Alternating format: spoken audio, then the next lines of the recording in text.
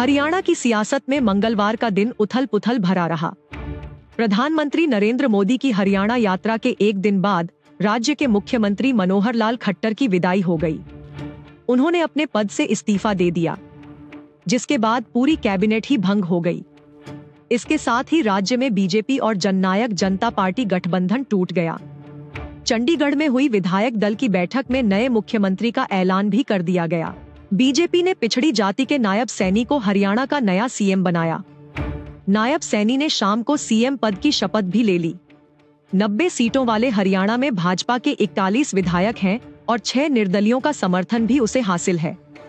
ऐसे में 47 विधायकों के साथ भाजपा ने फिर से सरकार बनाई है।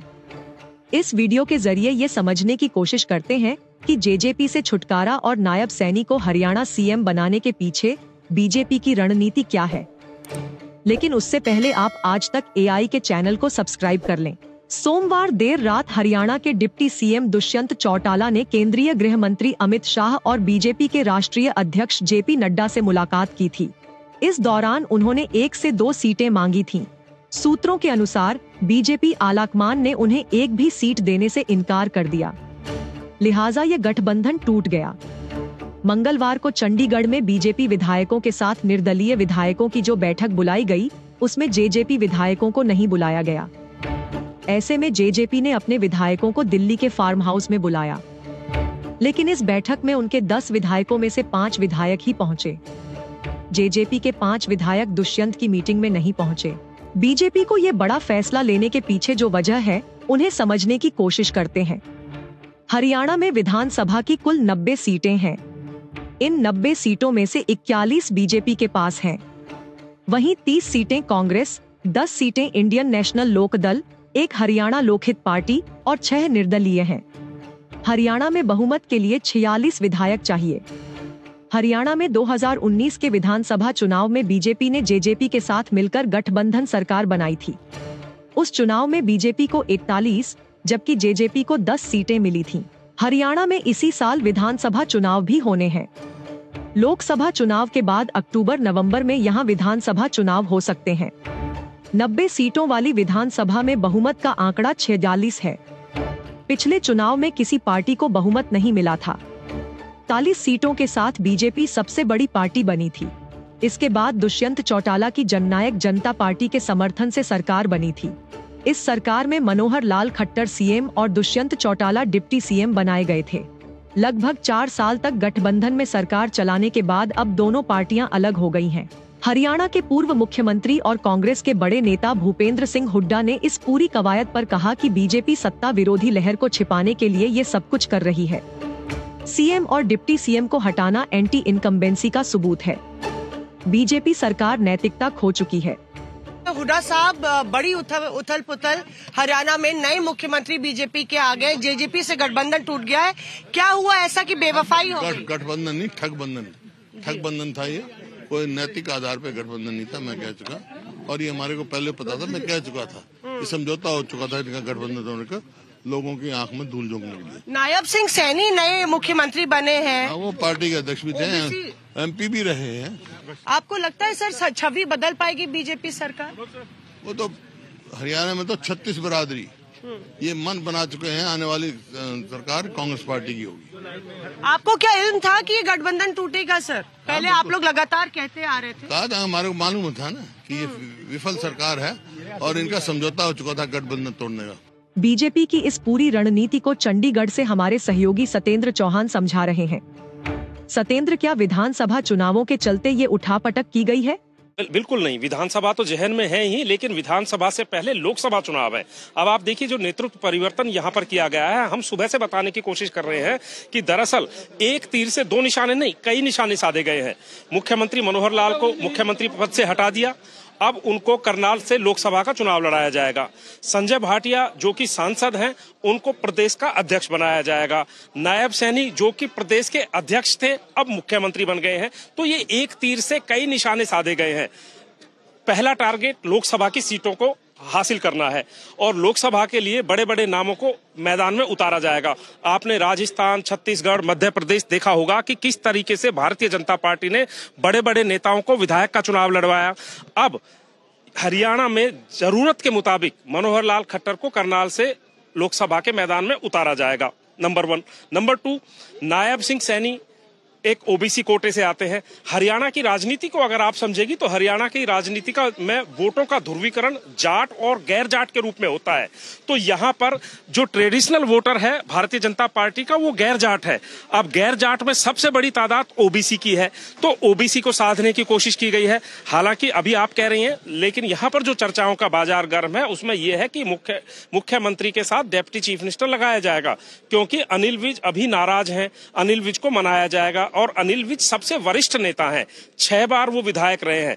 हरियाणा की मौजूदा विधानसभा में अकेले विधायक हैं जो 6ठी बार विधायक बनकर आए हैं, और एक ऐसे समय में जब भारतीय जनता पार्टी का मात्र एक विधायक बना था, तो उस समय अनिल विज ही भारतीय जनता पार्टी का विधायक थे।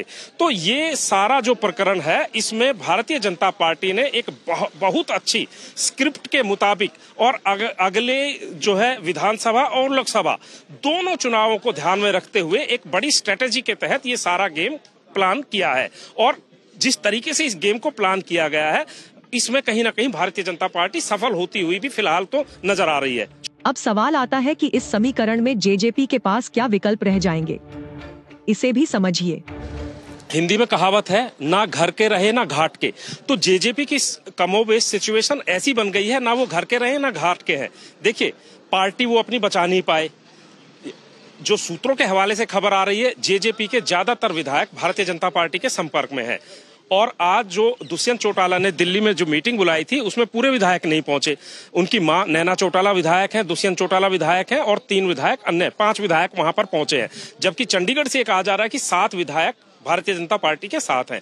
अगर 7 इधर आ जाते हैं तो पार्टी नहीं बची, गठबंधन टूट चुका है, तो सरकार भी नहीं बची। एक तरफ सरकार नहीं बची, दूसरी तरफ संगठन नहीं बचा, तीसरी तरफ अब लोकसभा और विधानसभा के चुनाव है। जो आदमी ना सरकार बचा पाए ना पार्टी बचा पाए, तो किस मुंह से चुनाव में जाएंगे। दूसरी बात कि पिछली बार जेजेपी का नारा था कि बीजेपी का नारा था अब की बार 75 पार हरियाणा के लिए, और जेजेपी का नारा था अब की बार जमुना पार, मतलब इनको बीजेपी को यमुना पार भेजना है। और दोनों ही फिर सरकार बना ली। तो लोग, जो वोटर था, उन्होंने कांग्रेस को और जेजेपी को जो वोट दिया था वो भारतीय जनता पार्टी के खिलाफ दिया था, लेकिन उन वोटरों को छोड़कर वो वापस बीजेपी की गोद में आके बैठ गए। तो इस पूरे प्रकरण में अगर किसी का सबसे ज्यादा नुकसान हुआ है तो वो जेजेपी का हुआ है। अब वो ना घर के रहे हैं ना घाट के रहे हैं, अब उनको नए सिरे से नई कवायद छेड़नी पड़ेगी राजनीतिक रूप से हरियाणा में अपना वर्चस्व बचाने के लिए। दूसरा, जिस परिवार से वो आते थे, ये पहले पार्टी होती थी इंडियन नेशनल लोकदल, जो कि ओम प्रकाश चौटाला और चौधरी देवीलाल की पार्टी थी। उस पार्टी में भी नहीं रहे, उस पार्टी को तोड़कर इन्होंने अपनी अलग से जननायक पार्टी बना ली। तो अब उनके पास विकल्प बेहद कम है। विकल्प यही है कि अब वो चुनाव क्षेत्र में जाएं, मेहनत करें और जनता का विश्वास जीतें। अब एक नजर डाल लेते हैं हरियाणा में जातियों के गणित पर। हरियाणा की आबादी में जाटों की संख्या लगभग 23% है और डोमिनेंट कास्ट होने के चलते जाट राजनीतिक रूप से भी प्रभावी रहे हैं। राज्य की 90 विधानसभा सीटों में से कम 40 सीटों पर जाटों का सीधा प्रभाव है। 2019 विधानसभा चुनावों में जाटों का वोट कांग्रेस, जेजेपी और आईएनएलडी को गया था। आइए समझते हैं। हरियाणा की अगर आप बात करें तो हरियाणा का जो पूरा इलेक्शन के लिहाज से देखें तो वोटों का ध्रुवीकरण सिर्फ आमने सामने होता है, एक जाट वोट, दूसरा गैर जाट वोट।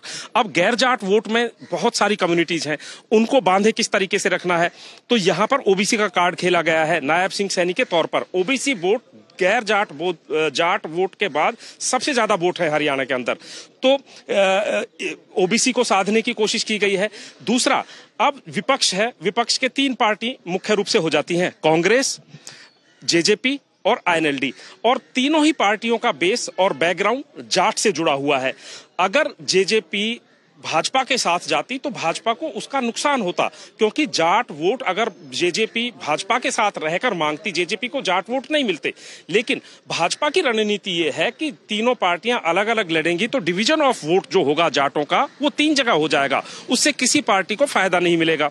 दूसरा, मुख्यमंत्री मनोहर लाल को मुख्यमंत्री से हटाकर करनाल लाया जाएगा। तो एक पूरी स्ट्रेटेजी, एक रणनीति के तहत क्योंकि भाजपा का जो मैनेजमेंट सिस्टम है वो बहुत स्ट्रांग है। वो किसी भी वोट को, किसी भी जो इलाके को अछूता नहीं छोड़ना चाहते हैं। और अभी तक आप देखिए, इतिहास उठाकर देखिए, इस इलाके से कोई मुख्यमंत्री नहीं बना, तो नायब सैनी को नॉर्थ हरियाणा में इस तरह से लाकर हर तरह के ध्रुवीकरण और समीकरण बनाने की कोशिश की जा रही है। जाट वोट अगर डिवाइड होता है तो बीजेपी को फायदा होता है, ओबीसी वोट इकट्ठा होता है तो बीजेपी का फायदा होता है, और चेहरा भी बदल दिया है। तो कुल मिलाकर भारतीय जनता पार्टी ने एक पूरे सर्वे और रिपोर्ट्स और रिकॉर्ड के हिसाब से ये पूरा गेम प्लान किया है। अब कहा जा रहा है कि मनोहर लाल खट्टर लोकसभा चुनाव लड़ेंगे, लेकिन देखने वाली बात होगी कि सीएम की कुर्सी पर उनकी कुर्बानी से पार्टी को फायदा होता है या नहीं। आपको ये स्टोरी कैसी लगी, हमें कमेंट सेक्शन में जरूर बताएं। ऐसी ही स्टोरीज और अपडेट्स पाने के लिए सब्सक्राइब करें आज तक AI।